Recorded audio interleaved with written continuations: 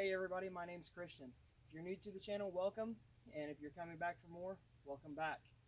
Today I am here at my house and I'm going to be working on some putting. I figured, nation's on pretty well much of a standstill, so a lot of people are staying at home right now, and a lot of disc golfers are sitting at home working on their putt with their basket, so I figured now is the perfect time to be working on some putting form videos. So what I have here, I've got my basket set up.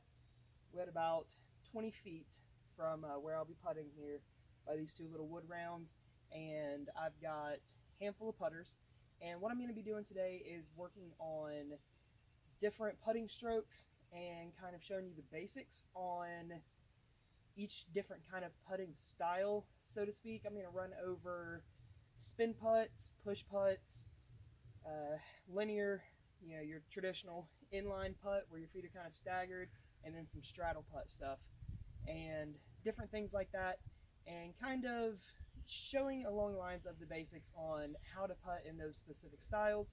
And if you deem yourself a good putter, who knows, watching the video might unlock a couple extra tips or anything like that, or you might see something that you might have been missing for a while. So without any further ado, let's get into some disc golf. Alright everybody, for today's video, I'm going to be putting with a stack of 5 of the James Conrad Glow Pro AVR.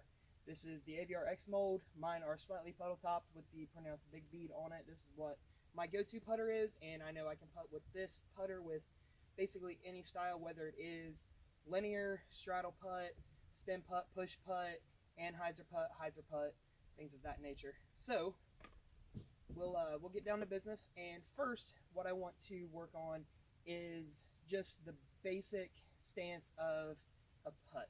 A lot of you guys, probably a good majority, use a linear putt with more of like a push putt kind of deal. So if you're approaching your lie on the green, and this is for right-hand dominant players, if you're a lefty or anything like that, just mirror it out. So when approaching your lie, so your lie's on the green right here, a lot of people get their spacing, they're starting out with the left and then stepping up with the right. With feet, probably, if you were to turn, the feet's going to be slightly wider than shoulder width apart, and then you kind of shift your hips back to face the basket to where both feet are pointing directly at the basket. And at that point right there, your left leg is not directly behind, your back leg is not directly behind your lead leg, and it's also not way out here at almost a 45-degree angle. It's going to be, if you were to take your rear leg straight forward, it'll probably be just a little inside shoulder width. So feet is going to be a little inside shoulder width apart from left to right, and then a little further than shoulder width apart from front to back. So at that point, I know in mine, I got all the weight, probably about a 80% weight distribution, 80 on the front, 20 on the back, and it's pretty well evenly distributed on the front foot. And I know a lot of times on my rock through, I put it on the heel and then shift to the ball of the foot. And on the back foot, it's typically always just on the ball of my foot. The heel of my back foot is always off the ground. So I kind of have that, and I kind of get a little bit of a bounce into it just until I know that my footing is 100% secure. So I can take right here, start lining up my putt, and normally I give, probably one, maybe two little arm raises to get the disc perfectly leveled up. So from there, you'll shift your weight back onto your back foot just a little more, probably at about a 60% on the back, 40% on the front weight distribution. So just slightly more on the back, bringing the disc down to about waist level, and then coming forward, shifting your weight through the hips, off of the back foot, up the leg, through the hips, and onto the front foot. And on the front foot, it's going to go from the heel into the toe as you come forward. Now, a lot of people think that a big, exaggerated back foot lift up whenever you putt is kind of stupid looking, anything like that. But I found that, especially on us taller folk, is the closer you can get to the basket when you putt, the less likely you are to miss. So it's further, it's less of a distance that you actually have to putt depending on how far out you can reach. And that back foot coming off the ground provides that key balance. So if I bring this foot up here and lift it off the ground and go to reach forward, I can only reach forward so much before I want to start falling over. And obviously you can't do that when you're putting inside 30 or it's a foot fault. So if I go to reach all the way out and then lift this back leg up, I can probably reach about another foot, maybe 18 inches further past what I can here, just to get that full extension and follow through, and that back leg acts as a counterbalance. So whenever you go to putt forward, you bring it to your waist, and you come through off the front foot, rocking a little bit from heel to toe, lift the back leg as the arm extends, and it lets you get a real good clean follow through all the way through your putt and follow through to the basket. So I'll demonstrate that real quick. Right foot standing up by your lie. Back foot's going to kind of stay on the ball of my foot. Line up your target. Shift the weight back to the back foot.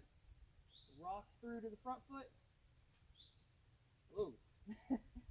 Okay, excuse me, I haven't warmed up a whole lot today. So I also think I'm kind of overthinking it a little, trying to go through every single step.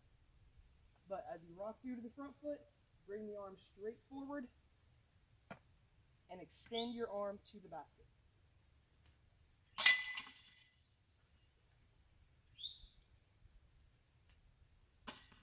Woo, okay, it's kind of embarrassing. That's better. And just to save my pride. And that's just a traditional linear putt style. So we'll go through that a couple more times here real quick, and just to watch through the motion whenever it goes. And now just from this angle right here, just looking at it from the side, kind of watch the weight transfer go from the back to the front leg.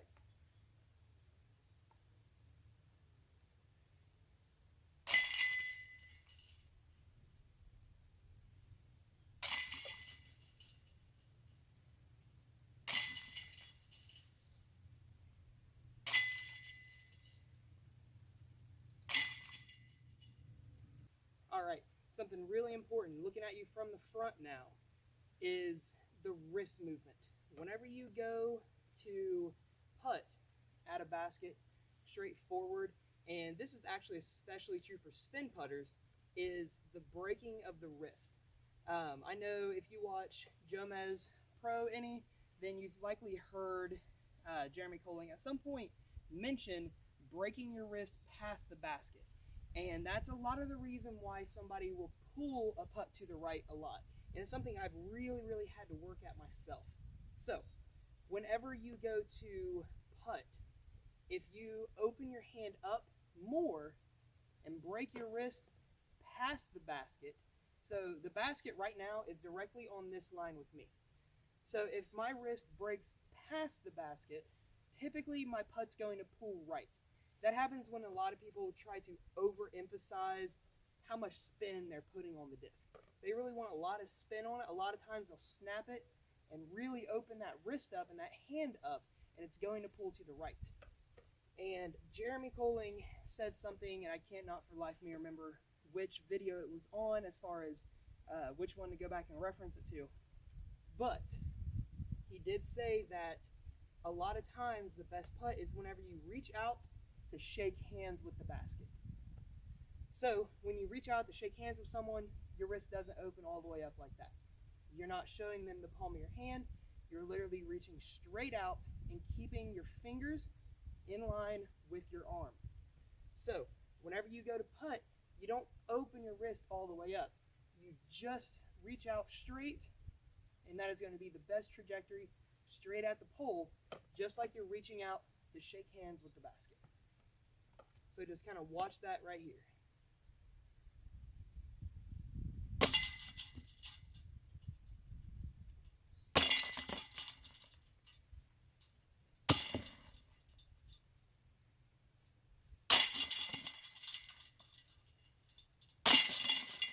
There's those last two were better. I was kind of overemphasizing the first few just to kind of definitely make it as slow as I could, and I ended up leaving it fairly short and hitting the cage on the first couple of them. But when you reach out, you don't let your wrist open all the way up. It's just right to center line. All right, so from the traditional linear footing, there are two main types of putt. There is a push putt and a spin putt. Traditionally, push putt is what most people start with, so we'll start with that. And a lot of times, and I think it was Dave Feldberg who put out a video originally, and it really helped with my push putt when I first started, because that's what I use. I hadn't developed that little bit more spin yet for that extra distance. But he said you hold the disc up like you're looking right at the stamp. Then without moving your wrist at all, you keep your wrist locked, you keep your elbow locked. All the movement comes from your shoulder. You bring it down to your belt buckle, and then he said it's not so much like a push putt but a shovel putt, because when you come up, it's not like you're pushing the disc forward, it's like you're scooping a shovel load of dirt. It's like you're trying to dig a hole and you're scooping some dirt. So when you come down, and it normally has a little bit more loft to it, but if you can get the distance dialed in right, a lot of times it's going to fall right into the chains. So again, keep the disc face directly up and down, bring it down through the shoulder, and just scoop it straight into the basket.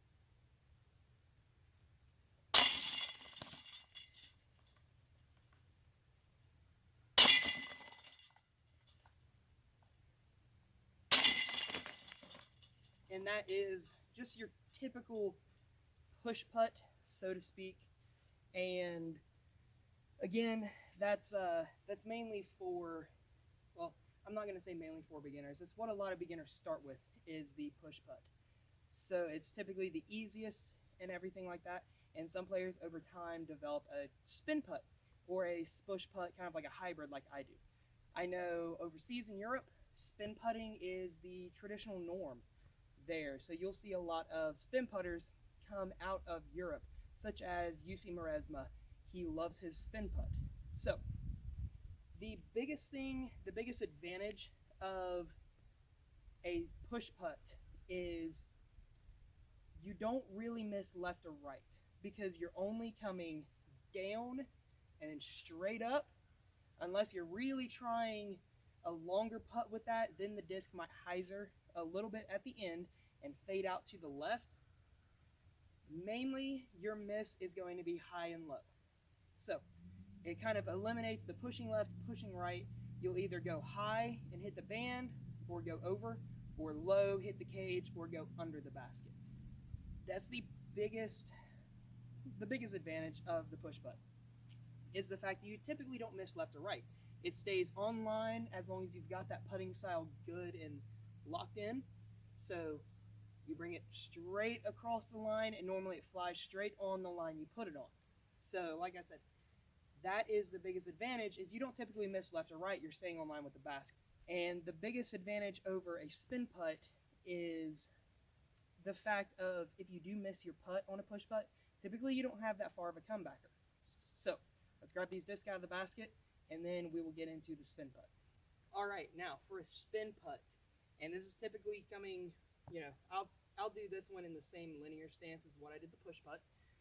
Spin putt, instead of using an up and down motion to supply the disc with force and using a lot of leg action, a lot of core action, a lot of shoulder action, but typically no elbow and wrist action, it's pretty well the opposite. You're using a lot of wrist, you're using a lot of elbow, a little bit of shoulder, but not a lot of lower body.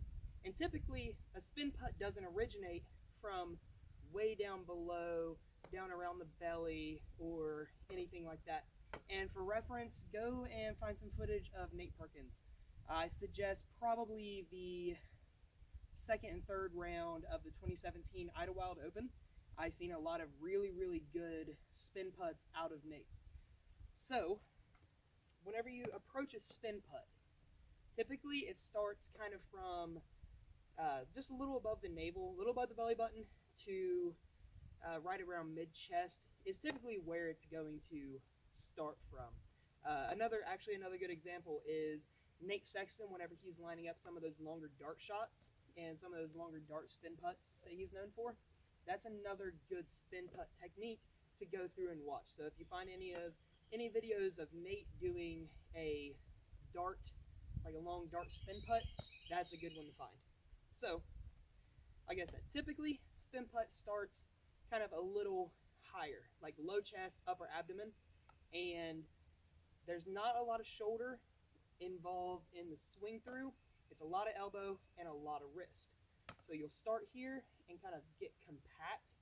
And I notice a lot of spin putters typically start with just a little bit of anhyzer. Nate Perkins is known for that. And when he releases the putt, it's flat to maybe a degree or two of anhyzer, but it's going to get the disc to fly perfectly straight. So what you'll do is you'll bring the disc in right to your core, right to the lower rib cage, and then spin straight out and just laser it straight to the basket. And it's going to come from probably anyone who knows anatomy, it's going to come right from the solar plexus. So basically where your sternum ends, right at the bottom of your chest, and your upper stomach, and your ribs kind of curl down, it's going to come right from the point where your ribs meet. That's a good place to go if you're starting your spin putt. Is start here and spin it straight into the basket. So again, there's not a lot of lower body movement. I still will kind of bounce on my back foot when I do this. Sometimes if the shot kind of demands that me do a spin putt, I will kind of bounce a little on my back foot still, but that's just a habit. So it's again, bringing in, the whole bringing down doesn't happen. It just kind of starts, bring it to your chest, and straight forward. And this is where breaking your wrist past the basket comes hugely into play. Like I mentioned before, this is very significant when it comes to spin putting, very specifically spin putting. So, whenever you do that, you don't want to break your wrist past. Otherwise, you will consistently push your putts right of the basket. And then also what's known as limp wristing, where you just kind of let your wrist go limp coming out of it, will push a lot of them to the left. So your wrist has to be very disciplined. And normally a spin putt takes at least a good solid year of good, regular, consistent practice to really be efficient with it. So again, just kind of coming into your chest, spinning straight out, right into the basket. So, like I was saying with the push putt, the biggest advantage of a spin putt is typically you're always going to be chain high because you're throwing it straight. A lot of times, whenever you miss a spin putt, it's going to be left or right, not up or down. It takes a very drastic misread of the wind, of the distance, of the terrain, how high, low you are compared to the basket, for a spin putter to miss high or low. Typically, when a spin putter misses, it's left or right. So, anywhere from 15 to 45 feet, when a spin putter is really lining up a putt, it's going to be coming in right at chain high. So, that also brings in the disadvantage of a spin putt, is a spin putt is very direct, straight at the basket, and whenever I spin putt, if I make it from 20 feet, the same exact putt, if it didn't hit that basket, would probably still hit in the chains a basket another 15 feet back. So the effective range of the exact same spin putt from 20 could be upwards of 40 feet. So I could do the exact same putting stroke at 20 feet, not change power, not change elevation, and probably move back to 35, 40 feet and do the exact same putt, and it will still be right on line to go into the basket. Now that also brings in the biggest disadvantage compared to a push putt is whenever you're off, whenever your spin putt is off, it's going to be a really long and a really bad round. Whenever a spin putter isn't quite feeling it, whenever they're not appropriately warmed up, the same as warming up with a push putt, you have to judge your distances. A spin putter has to judge whether or not that disc is going to move left or right. So whenever a push putt misses, and the biggest advantage of the push putt was whenever it missed, it only went 10-15 feet past the basket. Whenever I miss a spin putt, it's typically going 25-35 feet long. So that's basically the main advantages and disadvantages of a spin putt versus a push putt. Alright guys, I just checked the time on this video, and it looks like this video is going to be running a little bit long, and I apologize for that. So I'm going to save the straddle putt for the next video, and I'm actually probably going to start filming that now, and I should have them edited and uploaded very close to each other. So I will kind of leave you guys with this. That was basically the ups and downs and the basic how-tos of a linear putting style, and the differences and the ups and downs with a spin putt versus a push putt. Avery Jenkins always said, you drive for show, but you putt for dough. These are the money makers in my bag. My drivers are the attention getters. Those are what I get out and show off with a little bit. But these discs right here are what secures tournaments for a player of any skill level. So get out there, hit the putting green, especially during this time where the country is urged to play it safe and stay indoors, stay local, and if you do go out somewhere, please be careful. This virus is nothing to mess around with. So get out there, watch this video a couple times, and work on your putts. And hopefully, I'll see you guys out on the course.